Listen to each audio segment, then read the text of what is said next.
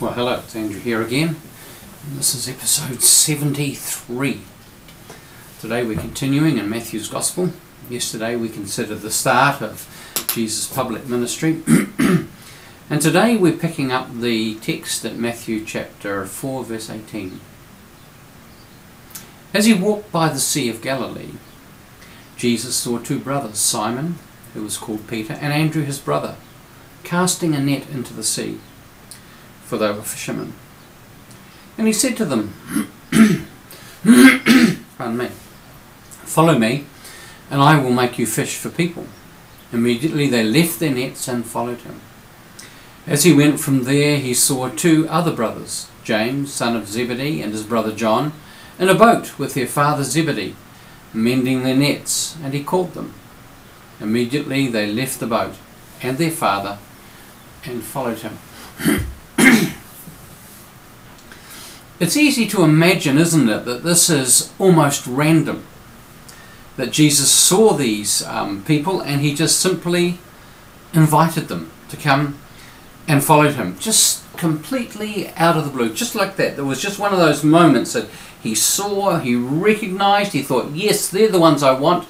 He called them and they saw Jesus and recognized, yeah, he's the one we want to follow, and just got up and left. Except that that's not how it happened. And it wasn't a random encounter, and he didn't happen just to be passing by. We need to back up quite a bit just to establish a few things. You remember Elizabeth, the mother of John the Baptist, and Mary, the mother of Jesus, were cousins. So we see that when Jesus went to see John the Baptist, he already knew that they had a relationship because they were related to one another. It's arguable that Salome, if you read through the Gospels and carefully untangle everything, particularly around the whole issue of the death and resurrection, Salome, the wife of Zebedee and the mother of James and John, was a sister to Mary, the mother of Jesus. Now, as I say, it's arguable. This would make James and John cousins of Jesus. Now, this makes some sense. When Salome approaches Jesus to request that her boys sit at Jesus' right and left, it's totally appropriate, isn't it? I mean, they'd be cousins after all, so that there'll be Jesus in the centre and two cousins, one on either side, who are very much in Jesus' corner, sitting in him, in his authority, in his kingdom. If she's his auntie, it makes, to me anyway, absolute sense, particularly in that day and culture, that she would ask this. Who better to fill the role than family? And Peter and Andrew are Zebedee's, that's James and John's, and Zebedee's, James and John's partner in the fishing business. So they're in partnership together. So there's these Peter and Andrew, James and John and Zebedee, and they're business partners. Maybe they owned a boat together, or maybe even a fleet of boats they owned together, but they were in business together. I've also seen it argued that Cleopas, or Clopas, as mentioned in other places, is the husband of the other Mary, one of the references at the death of Jesus, and is alternatively named Alphaeus. And he is both the father of James the Younger, one of the disciples, and Levi, who was Matthew the tax collector, making them brothers, because they've both got the same name for a father. And Cleopas and Alphaeus is an argument that they're actually the same person. And it's probably his wife Mary with him who meets Christ on the road to Emmaus on that resurrection day. And they are possibly also uncle and auntie to Jesus. Now, not all of this is certain, but as I say, it's arguable. And what we're seeing is that the Jesus Project is increasingly looking like a family business. And when we recognise that Jesus' brother James, the writer of that little epistle of James, who was not a follower while Jesus was in his earthly ministry, he was one of those who was very sceptical, but later became the leader of the Jerusalem church. He supplanted, it seemed to me anyway, Peter in his role as the ascendant leader of the Jerusalem church. And Jude, another one of his brothers, who wrote that little epistle right before Revelation.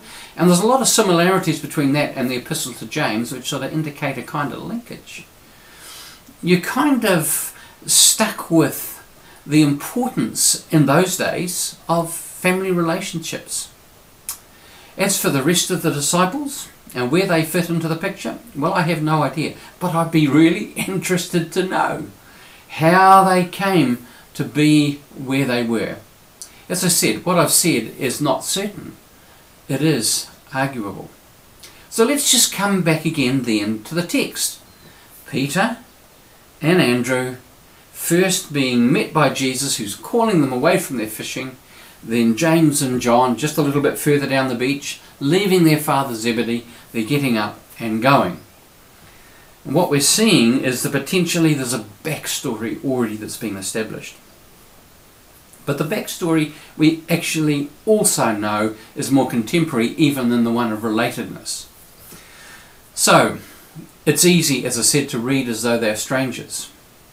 And Matthew could leave you with that impression. If all you had was Matthew's Gospel, you'd be left with the impression, well, these are two random people. He just called 4 random people. Mark's leaves a similar impression. And this is where the other narratives of Luke and John come in to make a much fuller picture of what's going on.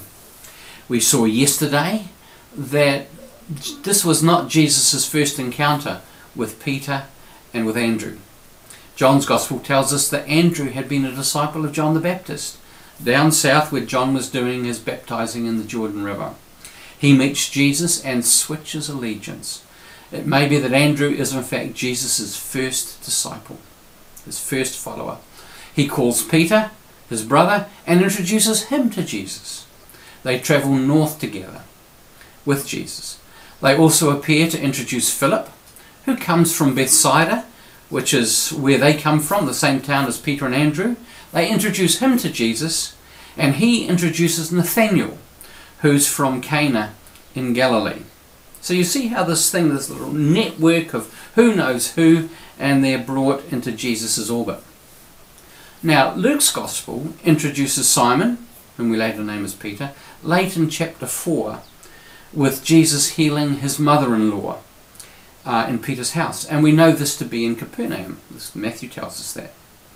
And now this is picked up in Matthew chapter 8. We then see Jesus in Luke 5, in the next chapter, speaking to the crowd on the lake shore at Capernaum and using Simon's boat as a speaking platform. Now, Simon receives a boatload of fish as payment and acknowledges he's totally overwhelmed by what Jesus has done and who Jesus is. And he basically does worship to him. He's scared as well. And so we see Peter being opened to who Jesus is and Jesus' authority. And it is subsequent to that Jesus calls Simon and Andrew, James and John, to follow him to fish for people. Now that's in Luke's Gospel.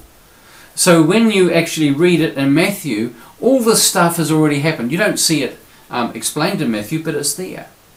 So that those relationships have already been formed. Some of them are familial, some of them are based on familial and business relationships. Some of them, as we saw with Peter and Andrew, are also based on having met Jesus earlier down south.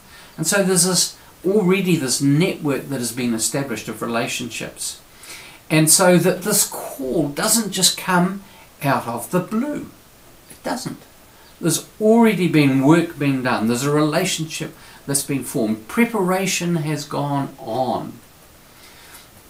And there's more to the story than Jesus simply spotting these 4 characters and calling them to follow him into a new and exciting and more rewarding life. As I said, preparation has gone in.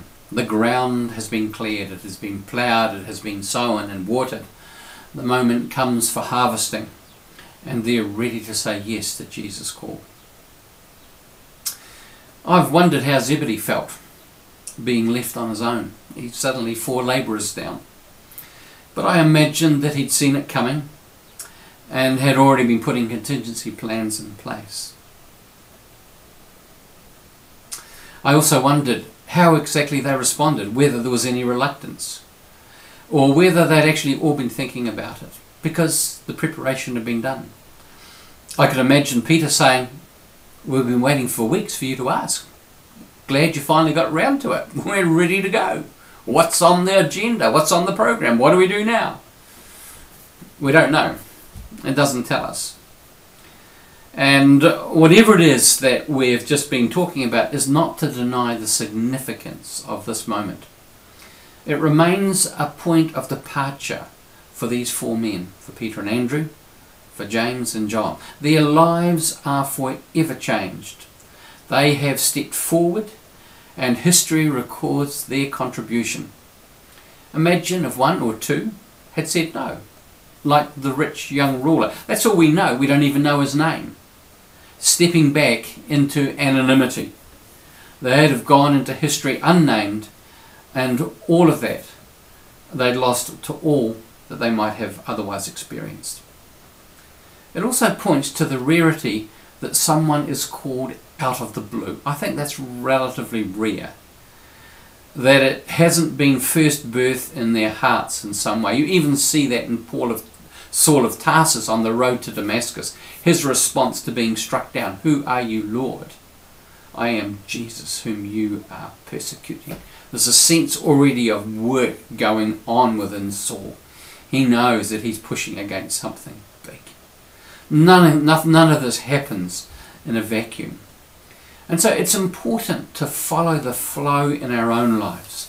The promptings, the urgings, the invitations, to recognise the God moments and be willing to say yes to them. To recognise that God is always at work, putting opportunities in front of us, inviting us into new things, into new experiences. God is always at work in our lives. So these verses record those who said yes to Jesus, and as a result started out on the adventure of their lifetimes. Would any of them ever look back with a sense of regret at the choice they'd made? Even James, who's martyred fairly early on? No, I don't think so. None of them would have hankered for the life of the fisherman. While it's a worthy occupation, it was a life they'd grown beyond. They'd become so much more. And isn't that it? It's becoming all we can be. The invitation of Jesus is always into fullness of life. Doesn't mean there aren't going to be challenges. Doesn't mean there aren't going to be some painful growth points, as the life of Peter shows us quite clearly. But the Peter who at the end of his life faces martyrdom is quite a different Peter from the one who we see here at the beginning. And there's a growth and the generosity and the fullness of being that we see develop in the man over the decades. It may be that you have regrets, opportunities passed over and missed. I just want to simply share with you as I conclude today that my experience is that life with Jesus starts today. And it starts anew every day. There may be nothing or little that we can do about the past, and the past may be long or it may be short. But we can resolve, as Peter and Andrew, James and John did on that day, to say yes to Jesus today, and to every today that he gives us. Because in the end, there is only today, and life starts today. God bless you.